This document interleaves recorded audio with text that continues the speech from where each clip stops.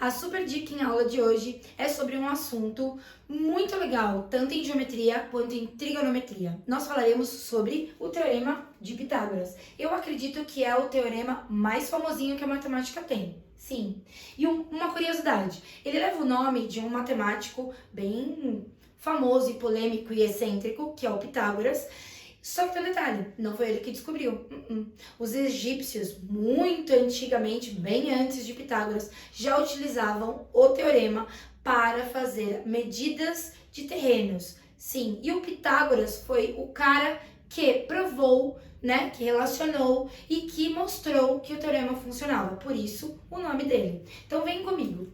Para a gente falar sobre o teorema de Pitágoras, primeiro a gente tem que falar sobre uma figura geométrica bem peculiar, que é o triângulo retângulo.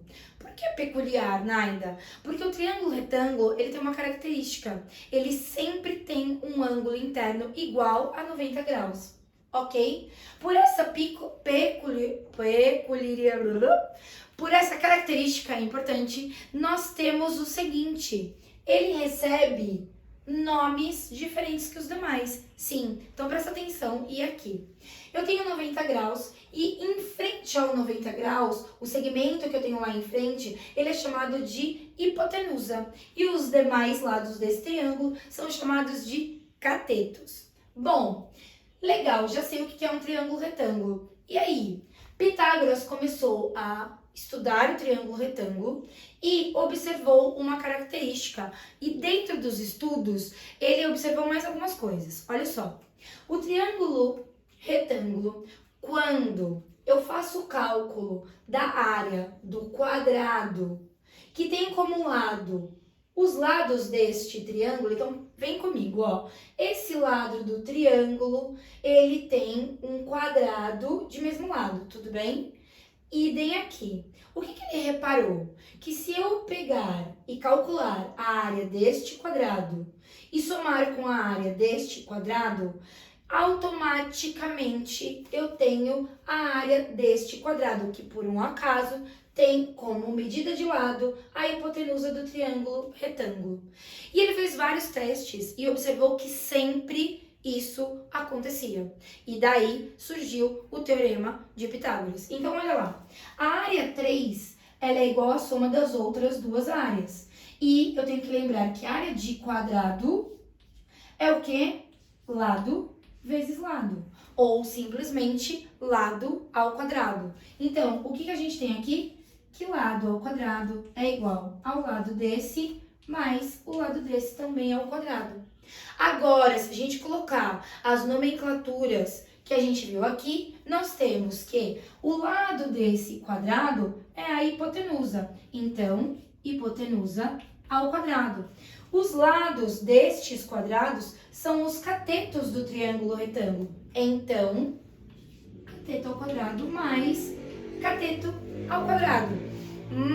Então a gente descobriu da onde veio. Mas durante os estudos, o que aconteceu? Existe um triângulo que a gente chama de triângulo pitagórico. E para você que vai prestar Enem e vestibulares, ele é muito importante. Se você lembra desse triângulo, você economiza tempo em vários exercícios sem ter que fazer o cálculo do teorema. Que triângulo é esse? O triângulo pitagórico, quando Pitágoras estava estudando, é o triângulo de lados 3, 4 e 5.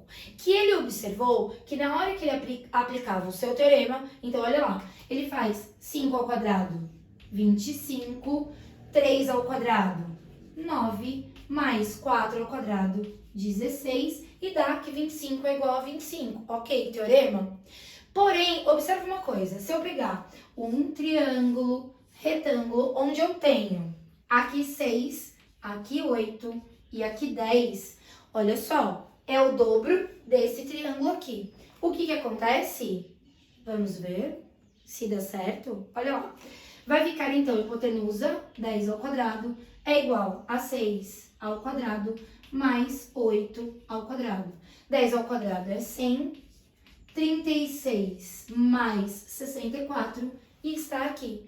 Então, quando eu tenho, e isso é uma característica bem legal, quando eu tenho dois lados de um triângulo retângulo, automaticamente, utilizando o Teorema de Pitágoras, eu consigo encontrar o outro, certo? Agora, se eu tenho, por exemplo, o lado 6 e o lado 8, eu automaticamente já, se associar ao triângulo pitagórico, consigo achar o lado 10, sem utilizar o teorema. É só eu perceber que os dois lados envolvidos era o dobro. Então, automaticamente, o terceiro lado também vai ser o dobro do triângulo pitagórico.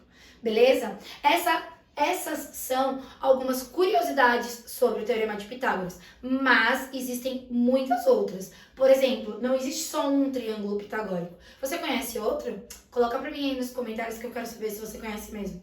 Por hoje é só. Espero que eu tenha ajudado e até a próxima.